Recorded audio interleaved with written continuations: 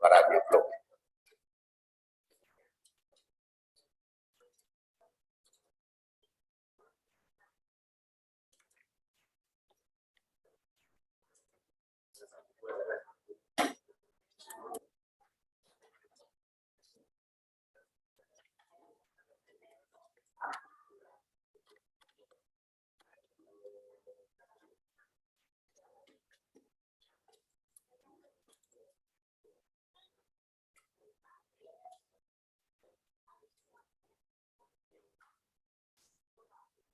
Bismillahirrahmanirrahim.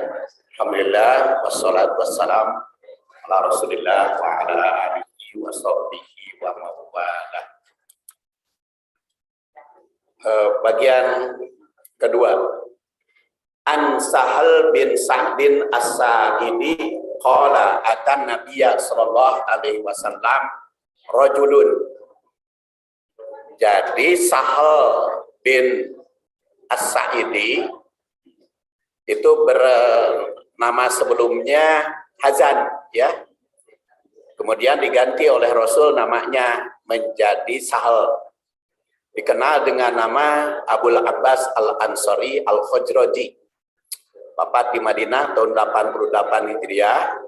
Dan juga yang mengatakan 91. Beliau adalah sahabat Rasul. Jadi dari Sahal, sahabatnya. Tadi juga dikenal apa itu sahabat, yaitu man lakian Nabi wa huwa muslim wa mata musliman. Sahabat itu adalah yang bertemu Nabi dalam keadaan muslim dan wafat sebagai muslim. Jadi kalau tidak bertemu dengan Rasul, walaupun muslim sejaman dengan Rasul, itu bukan sahabat, tetapi muhadrom atau statusnya sama dengan tabi'in. Seperti Wes Korni tadi yang wafat 55 Hijriah. Dia tidak bertemu dengan Rasul, maka bukan sahabat. Nah, ini Sahal bin Sa'ad ini termasuk ke sahabat. Dan faqala ya Rasulullah, seorang laki-laki itu mengatakan, ya Rasulullah, wahai Rasul, dullani ala amalin idza ana amiltuhu ahabbani Allah wa ahabbani an-nas. Ya Rasulullah, dullani, berikan petunjuk kepadaku. Petunjuk tersebut idza ana amiltuhu, jika aku mengamalkannya, ahabbani Allah, maka Allah akan mencintaiku. Wa ahabbani an-nas, dan manusia juga mencintaiku. Jadi bukan hanya dicintai Allah, tapi ingin amalnya dicintai manusia. Jadi oleh karena itu bagus manusia ingin dicintai Allah dan dicintai manusia, sesama manusia. Jadi jangan ada prinsip dan bayan penting mah dicintai Allah. Manusia mah membenci juga nggak apa-apa, itu enggak. Kita sebagai manusia itu harus berusaha dicintai Allah dan dicintai sesama manusia. Jadi kalimat ini mengisyaratkan bahwa seorang laki-laki itu mendambakan sesuatu yang sangat berharga nilainya, yaitu dicintai Allah dan dicintai manusia.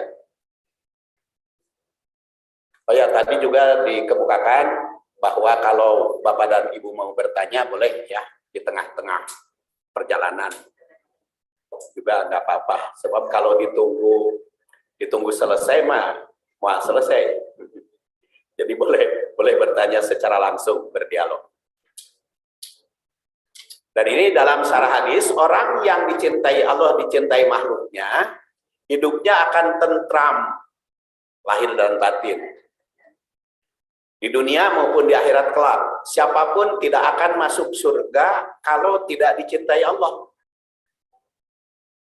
Rasul SAW bersabda, la yadkhul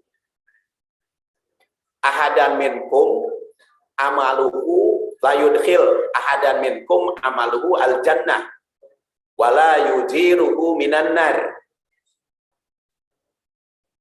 wala ana illa birahmatin minallah.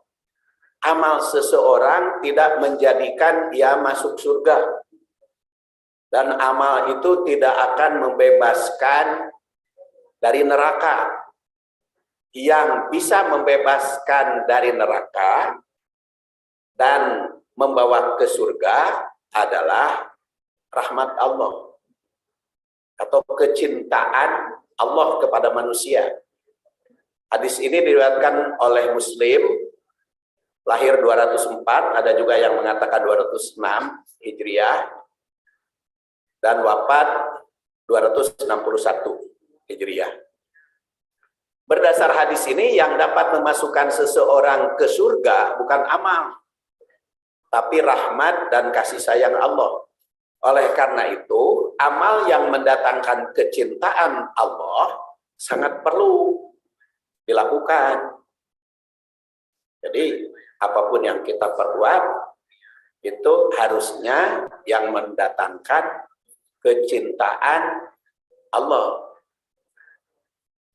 Makanya begitu ada hadis yang saya sampaikan ketika ceramah subuh ya, ceramah subuh, hadis riwayatkan oleh At-Tirmidzi, itu dikatakan man sholla sholatal ghada fi jamaah summa qa'ada fi majlisi atau fi masjidihi hatta tatlu asy-syamsu summa sholla raka'atain.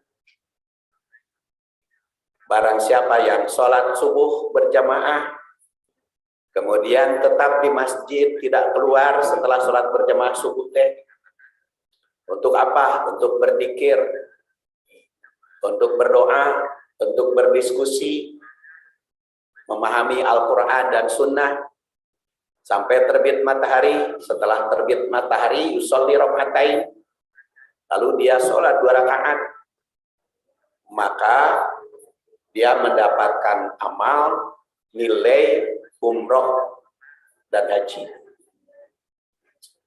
Jadi kalau kita makanya kan di Muhajirin kan subuh teh kultum, kuliah 7 menit.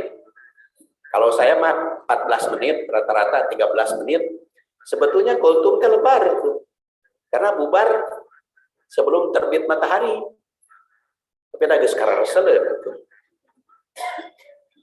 Kalau kita ingin mempunyai nilai umroh mah seharusnya sampai terbit matahari.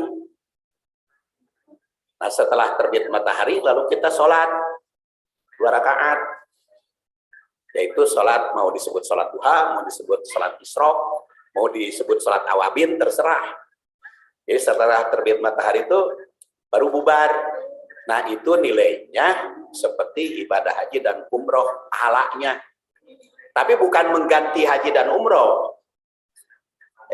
Ayo nggak ganti mah ente dah tuh bisa diganti haji dan umroh mah dengan ibadah apapun.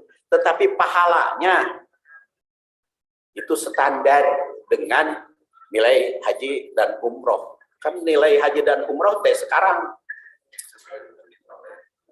umroh itu kan paling murah 30 juta ya, ada yang 25 juta. Kalau haji 40, tapi kalau Purodama 180 juta.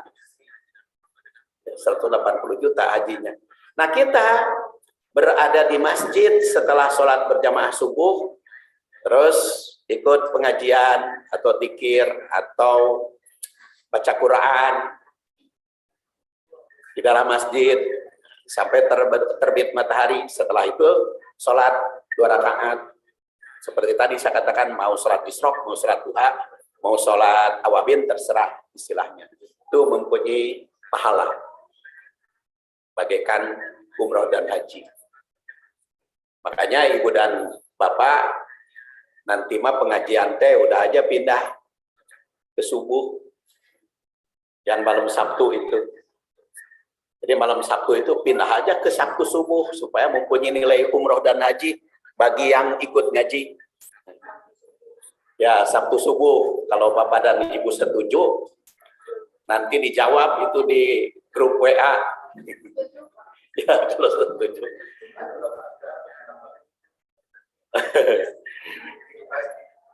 Tapi minggu pagi Abi itu bisa hadir. Ya. Oh, kalau minggu saya tidak bisa hadir, Pak. Karena kalau hari Ahad saya sudah ada yang booking. Jadi Ahad pertama di Alfitroh, Ahad kedua di Pandeggar, Ahad ketiga di Al-Falah, Ahad keempat di Baitur Rahim, Ahad kelima pindah-pindah. Jadi kalau Ahad itu dalam 1 bulan 5, pasti saya ceramah di luar. Jadi kalau Ahad mah terbiasa ngisi. Tapi kalau Sabtu bisa. Kalau Sabtu bukan tiap Sabtu. Bukan tiap Sabtu. Ada Sabtu juga saya pengajian di Darus Saadah. Jadi tidak setiap Sabtu. Tapi kan ada giliran tadi kan. Ustadz kita kan sudah ada yang tetap, Pak Usep, Pak Jajang, terus Pak Munawar. Kan jadi giliran Sabtu itu supaya mendapatkan nilai umroh dan haji. Jadi kalau setuju dari nanti pindah ke hari Sabtu subuh sampai terbit matahari waktunya. Supaya apa? Supaya bisa melaksanakan sholat 2 rakaat. Dan itu salah satu langkah dicintai Allah. Makanya begitu disampaikan, banyak bapak-bapak, ibu-ibu juga yang tetap hadir sampai terbit matahari karena ingin dicintai oleh Allah Subhanahu wa taala. Kan lumayan lah Sabtu mah rata-rata libur. Jadi kembali kepada hadis tadi, berdasar hadis ini yang dapat memasukkan seseorang ke surga bukan amal, tetapi itu rahmat dan kasih sayang Allah Subhanahu wa taala. Oleh karena itu, supaya kita selamat dari neraka dan bisa masuk surga, cari amal yang mendatangkan kasih sayang dari Allah. Inilah pentingnya dicintai Allah. Jadi wajar sahabat yang menghadap Rasul itu minta petunjuk tentang amal yang menghasilkan kecintaan dari Allah. Allah Subhanahu wa taala juga sudah mewajibkan pada dirinya untuk mencurahkan rahmat. Jadi Allah itu sudah mewajibkan kepada dirinya agar mencurahkan rahmat. Qul liman ma fis samawati wal ardh qulillah kataba ala nafsihir rahmah. Di sini dikatakan kataba ala nafsihir rahmah. Jadi Allah Subhanahu wa taala itu sudah mewajibkan atas dirinya rahmah. Jadi siapa yang mewajibkan? Ya dirinya sendiri. Makanya kalau kita mendidik anak atau ceramah di mana-mana, ulah pikasieun wae tentang Allah itu. Tapi juga penekanan Allah itu telah mewajibkan rahmat bagi dirinya. Ayat ini memerintah agar setiap mukmin mengatakan dengan keyakinan segala yang di langit dan di bumi itu kepunyaan Allah. Karena di sini kan kul liman ma fis samawati wal ardh kul lillah. Katakan siapa?